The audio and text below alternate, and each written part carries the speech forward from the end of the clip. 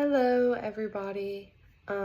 So my theory is the existential theory, and this theory kind of precursor to the full development of this theory. There were some philosophers who had some writings that influenced those who are really credited for developing this theory. And the philosophers are Soren Kierkegaard, Friedrich Nietzsche, Martin Heidegger, Jean-Paul Sartre, and Martin Buber. Each of them had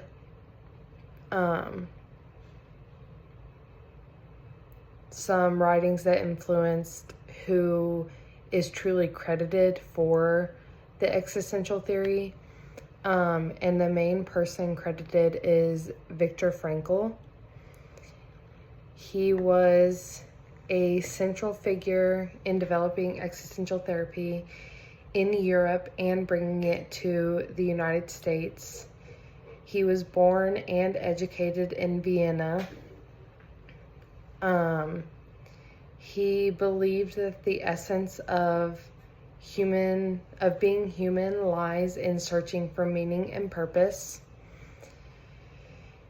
And he said that we could discover our meaning through our actions and our deeds.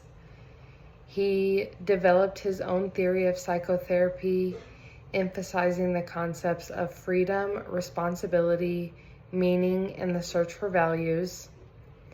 And Viktor Frankl is also the one who developed logotherapy, which means therapy through meaning. So he founded and directed the Youth Advisement Center from 1928 to 1938. And he was a prisoner in a Nazi concentration camp from 1942 to 1945. During his time in the concentration camps, he survived, but both his parents, his brother, his wife, and his children died in the concentration camps. After Frankl got out, he received his PhD in 1949 in philosophy. And after doing this, he traveled the world. He was a visiting professor at Harvard, Stanford, and Southern Methodist universities. He's written and had his works translated into 20 different languages. His ideas continue to have a huge impact on the development of existential therapy. He has a popular book. It's called Man's Search for Meaning. And then I'm kind of flipping through my PowerPoint. So I have a slide on there that talks about logotherapy more.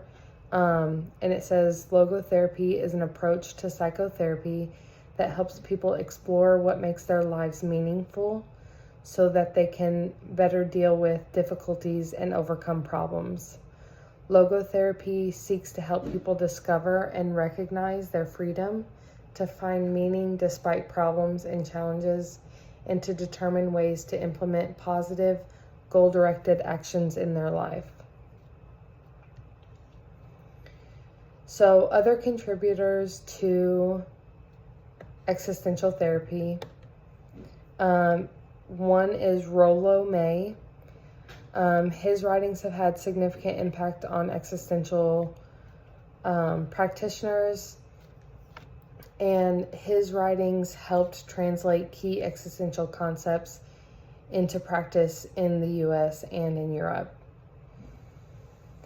May lived in Ohio and Michigan and graduated Oberlin College in 1930, when he then went to Greece and became a teacher. he traveled to Vienna and studied with Alfred Adler. And you'll notice throughout this presentation, there are several things like existential therapy and or existential theory and Adlerian theory overlap quite a bit. I think a lot of this is because one, I think Adlerian theory was like a huge improvement in Freud's theory in the way that we counsel today. And so I think existential theory really took a lot of those key concepts and kind of just wanted to add a few things that hadn't been touched on yet. But again, so May went to Vienna to study with Adler. He decided that he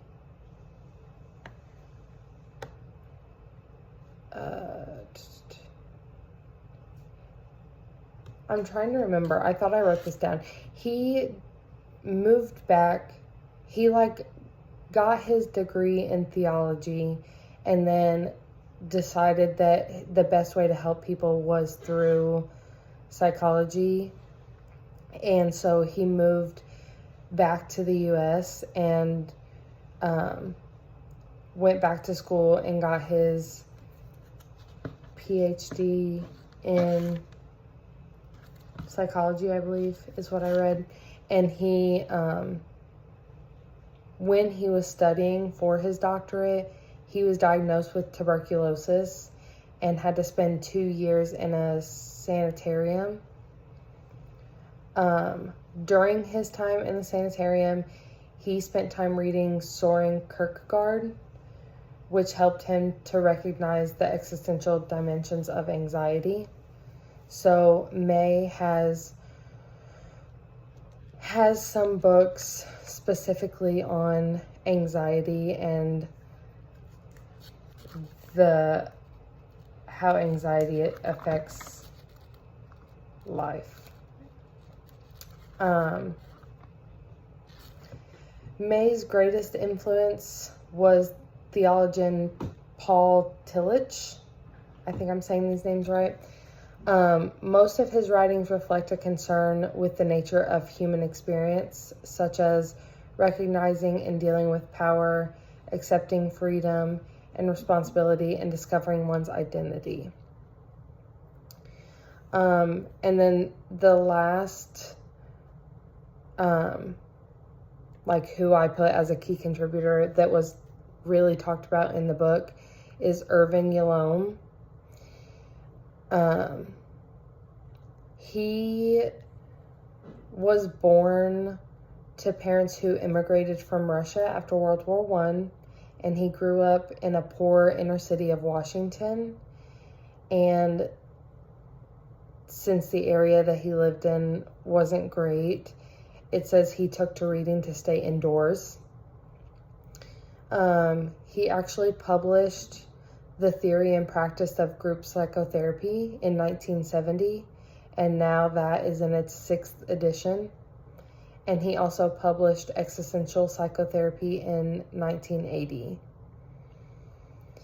He addresses 4 givens of existence, which is discussed a couple different times throughout the chapter. And the ultimate human concerns are freedom and responsibility, existential isolation, meaningless, and death. He believed a different therapy must be designed for each client and for their unique experience or their unique story, which I think is important to note because we have already talked about in theories that while each therapist may find a theory that they align with the most and that works for them as a counselor. It is important to remember that each client is different, and sometimes you may need to use a different approach with each client. Yalom advocates for using here and now of the therapeutic relationship to explore the client's interpersonal world and believe therapists should be transparent.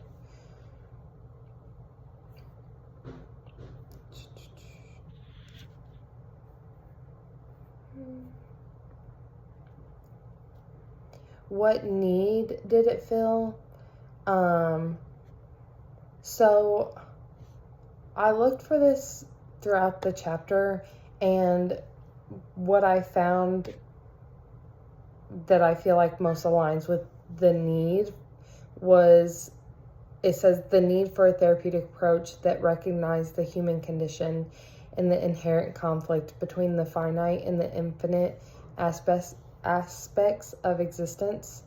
Again, like I said earlier, a lot of this theory does overlap with the Adlerian theory, and I think the deep dive on death and finite and infinite aspects of existence is one of the things that this theory touches on quite a bit more than the Adlerian theory. But some things that are similar to the Adlerian theory that I did want to note is this existential theory also touches on the mind, body, and spirit, and how they're interconnected and play a crucial role in shaping an individual's life experiences and life choices. And choices, we'll get to it here in just a minute, but that is a huge aspect of the existential theory. But I think the mind, body, spirit, that aspect of it is improved upon from, or taken some from, Adlerian theory and the holistic approach. Existential theory also focuses on purpose, which is touched on a bit in the Adlerian theory, and encouragement and inspiring the client to have courage. So encouragement and courage are in both Adlerian and existential theory as well. The existential theory helps provide insight on freedom of choices, responsibility, and the finality of life, and how we should find meaning in life while we have it. Some of the global influences for that, like some of the things going on in the world during the development of existential theory. Again, there are philosophers who had writings that Frankl, May, and Yalom drew on in their development of this theory in like the 1800s. But their development of this theory was the mid-1900s. And during that time, the US was going through the Great Depression, some world wars, and several different social movements during this time. So one of the things I wanted to mention, in the chapter, in the text, it talked about like Frankl had been working to develop the existential theory prior to being in the Nazi concentration camp. But it says that his time in the camps only confirmed his views on existential theory.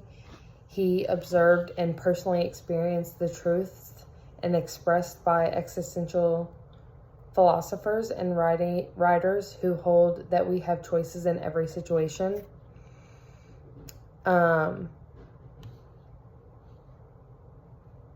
It says, even in terrible circumstances, we can preserve spiritual freedom and independence of mind.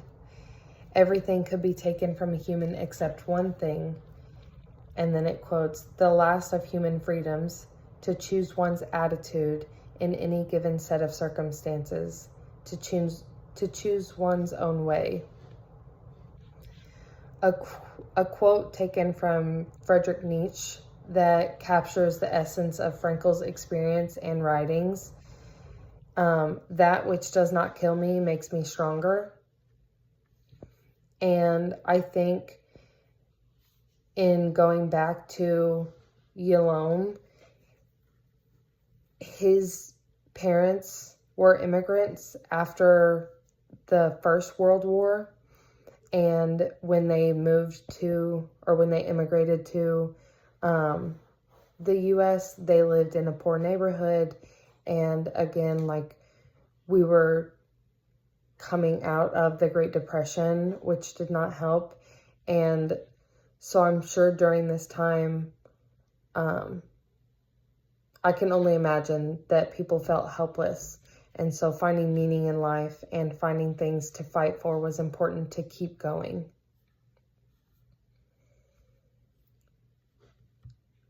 Some key concepts talked about throughout the chapter. The existential tradition attempts to balance the limits and tragic dimensions of human existence and the possibilities of opportunities of life. Existential theory was captured in part by the notion that nothing is ever fixed and that we are continually recreating ourselves through projects.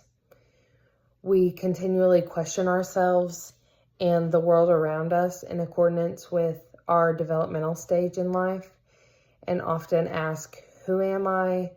What can I know? What ought I to do? What can I hope for? And where am I going?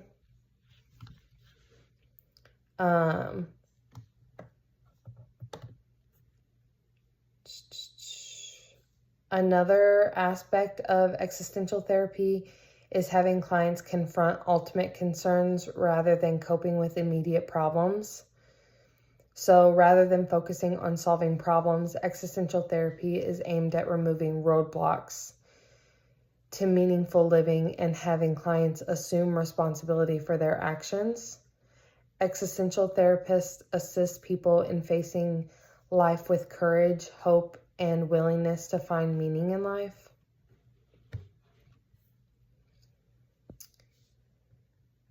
The basic dimensions, according to existential approach, self-awareness, freedom and responsibility, creating one's identity and establishing meaningful relationships with others, the search for meaning, purpose, values, and goals, anxiety as a condition of living, awareness of death and non-being.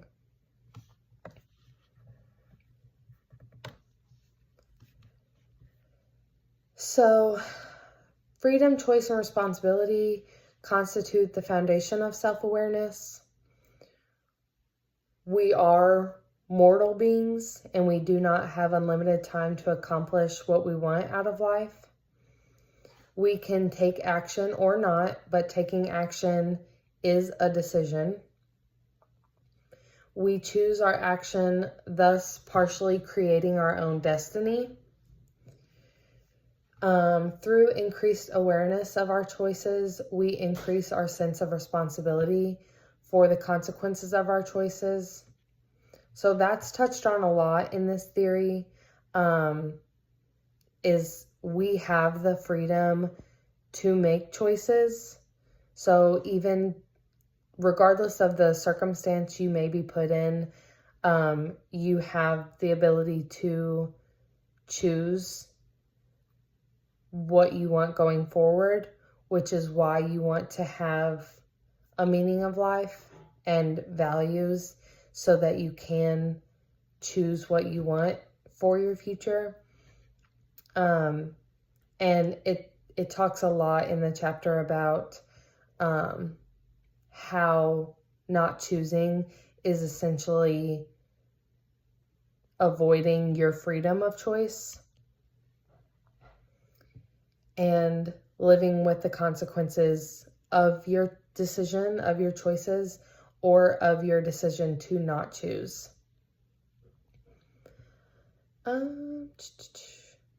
Increasing self-awareness, including awareness of alternatives, motivations, factors influencing the person, and personal goals, is an aim for existential therapy. Increasing awareness brings to light contentment. You may have felt. Increasing awareness brings to light contentment you may have felt, but by opening doors for awareness, you can expect some turmoil, as well as the potential for more fulfillment.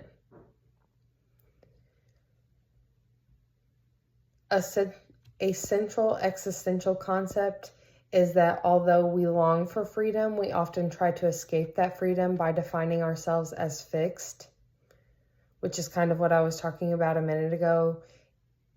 You have the freedom to choose, and if you choose to not decide, that is still a choice.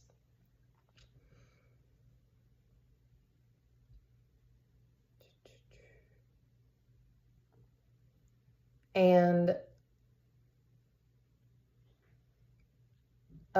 existential therapy is about authenticity, and a lot of times being inauthentic is avoiding your right to choose, and a lot of people may try to then make excuses. And I put example, I am the way that I am because I come from a dysfunctional family. The existential approach with that being said is that you can't choose that circumstance. You come from the family that you come from, and you have the ability to choose what you want your life to look like moving forward. And you have the freedom to choose things that will get you the life that you want, regardless of the circumstances you come from. Freedom implies that we are responsible for our lives, our actions, and our failures. So again, the consequences of our actions. Freedom is bound by certain limitations. So we are not free from conditions, but we are free to take a stand against these restrictions, meaning these conditions are subject to our decisions and we are responsible. So there are limitations, but we can still take a stance against them and have the right to choose and make that decision.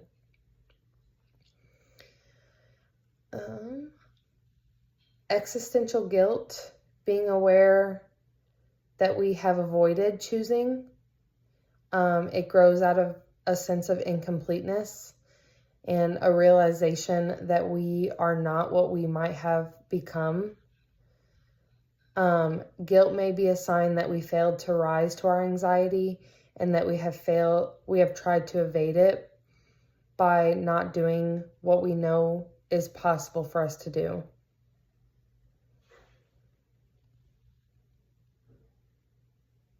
And existential guilt can be motivation towards transformation and living authentically. And authenticity implies we have the courage to be who we are.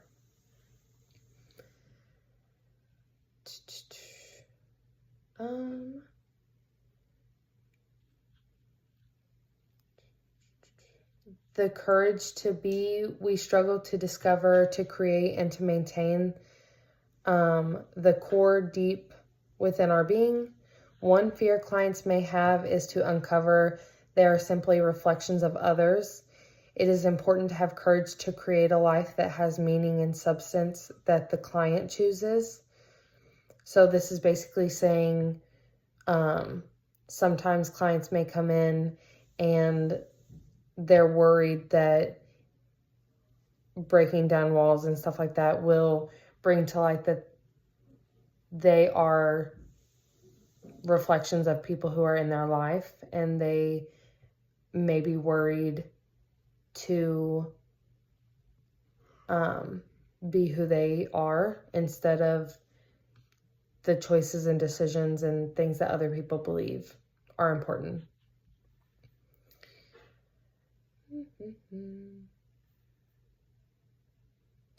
The experience of aloneness. Part of the human condition is the experience of aloneness, but we can build strength from the experience by reflecting on ourselves and the confirmation that our life has meaning alone. How can we expect others to enjoy our company if we cannot tolerate ourselves when we are alone?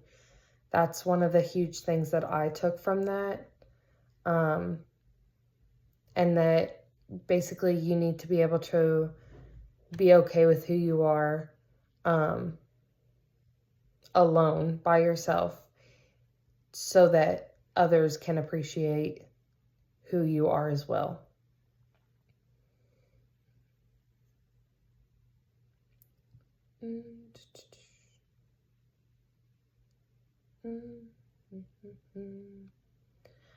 Struggling with our identity because a fear of aloneness. Many people get caught up in ritualistic behaviors that cement us to an identity we acquired in early childhood, trapped in a doing mode to avoid the experience of being. Basically, struggling with identity. Some clients may struggle with their identity if, again, they are caught up in behaviors they had when they were a younger child,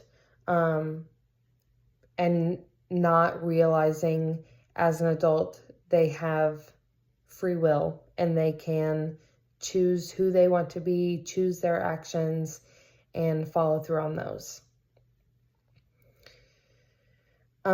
With existential theory, finding purpose in one's life is often the reason a person might seek counseling.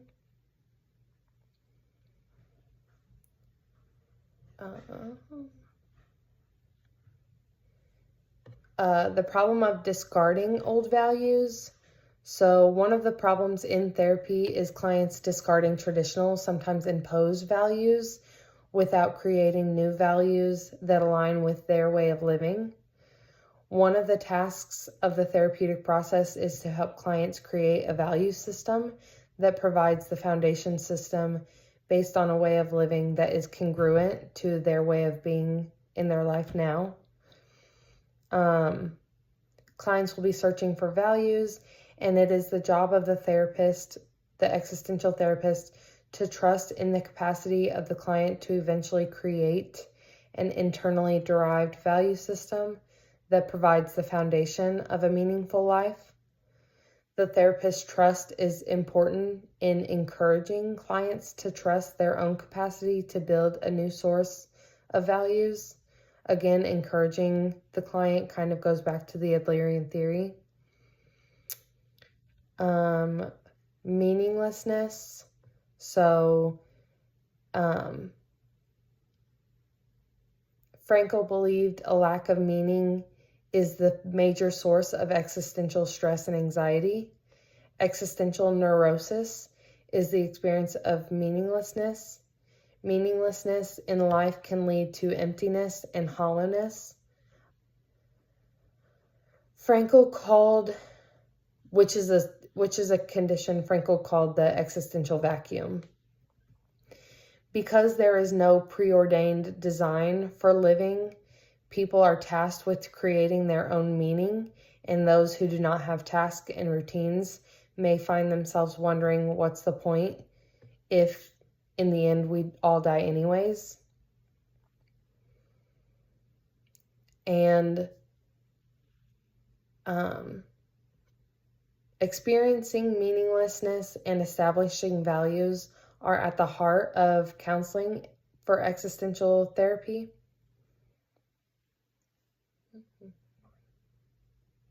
creating new meaning. Logotherapy, which was developed by Frankl, is designed to help clients find meaning in life. Existential therapists facilitate an exploration of past, present, and future meanings to help clients identify and connect or reconnect with potential sources of meaning in their life. Meaning is created out of an individual's engagement with what is valued, and this commitment provides the purpose that makes life worthwhile. Meaning is an ongoing process, which means something that provides meaning to you today may not provide meaning to you tomorrow. Meaning in life often underlies presenting problems that individuals bring to therapy, like depression, anxiety, isolation, physical illness, aging, and death anxiety. Anxiety as a condition of living. Existential anxiety arises as we recognize our freedom and choices and the consequences of accepting or rejecting that freedom. Existential therapists have two different definitions of anxiety. So they have normal anxiety, which is when you're making choices that involve reconstruction of your life. The accompanying anxiety can be a signal that the client is ready for a personal change and can be a stimulus for growth. And neurotic anxiety, which is anxiety about concrete things, but out of proportion to the situation. Typically out of awareness, and it tends to immobilize the person. Awareness of death and non-being. So existential therapy says death should not be considered a threat. Death provides the motivation for us to take advantage of appreciating the present moment. If we can accept that we are mortal and do not have forever to accomplish things we hope to do, it makes the present more crucial. Basically putting a timeline on it. If you have forever, you may take your time, but knowing that we are mortal and death does come, kind of puts things into perspective to accomplish the tasks that you want to achieve a meaningful life. Yalom says death and life are interdependent. While physical death destroys us, the idea of death saves us. Meaning, being aware that we do not live forever can inspire creativity in us. And existentialists believe if death is not talked about, in fear of the anxiety around death, clients may not evaluate how they are living and changes they wish to make to live a more meaningful life. When we evaluate death as a reality, we realize our actions do count, that we do have choices, and that we must accept ultimate responsibility for how we live our life.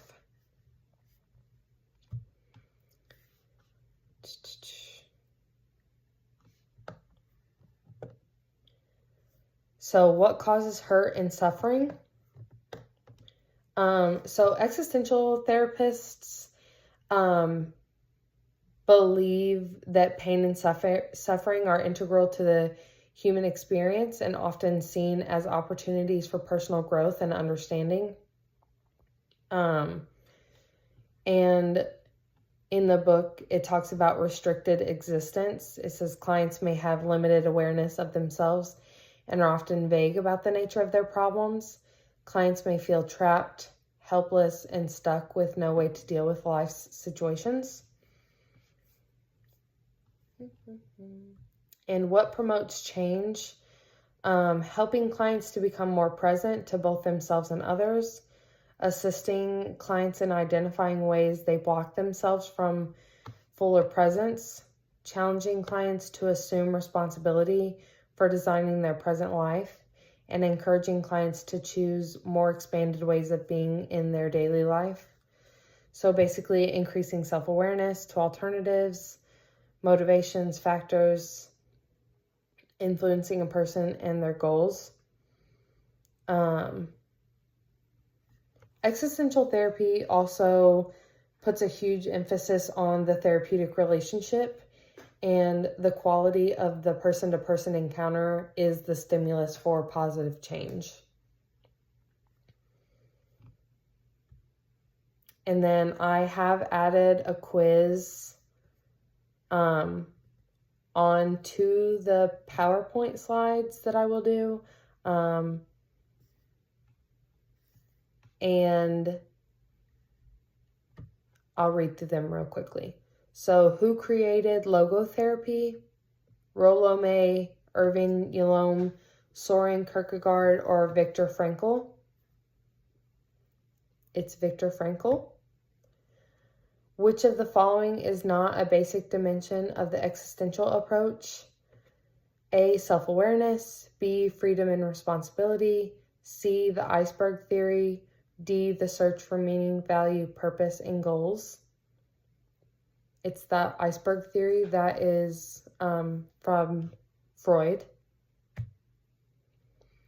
Anxiety is a condition of living. True or false? It is true. Which of the following is a way to promote change?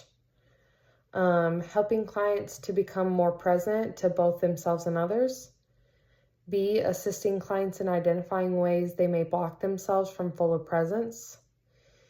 C, challenging clients to assume responsibility for designing their present life. D, encouraging clients to choose more expanded ways of being in their daily life. It is all of them. And last question, clients may have limited awareness of themselves and are often vague about the nature of their problems. This is called A, existential vacuum, B, restricted existence, C, inner subjectivity, or D, inauthenticity. It is B, restricted existence. So I am gonna share this video and my PowerPoint and the questions with the PowerPoint. I'm not sure if my notes will come up when I share the PowerPoint, but I do have notes on almost all of the slides. I think probably all of them. So if they come up, feel free to read through those. It just dives deeper into what the text said. Thanks.